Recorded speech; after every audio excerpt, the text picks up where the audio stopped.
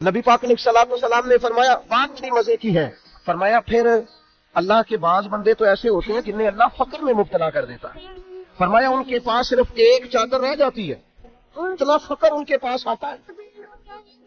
लेकिन जो हदीस के आखिरी लफ्ज है ना, वो वजद वाले हैं, वो वजद वाले हैं, वो सुरूर वाले हैं। नबी पाक अलैहिस्सलाम ने फरमाया उन लोगों पर दुख आते हैं पर कुर्बान होने को जी चाहता है। इन लफ्जों पर हुजूर फरमाने लगे, वो रब की तरफ से आने वाले दुख पर भी इस तरह राजी होते हैं जिस तरह तुम में से कोई राहत मिलने पर राजी होता है। सुकून वाली चीज मिलने पर जिस तरह तुम राजी होते हो, इस तरह वो दुखों पर भी राजी होते हैं।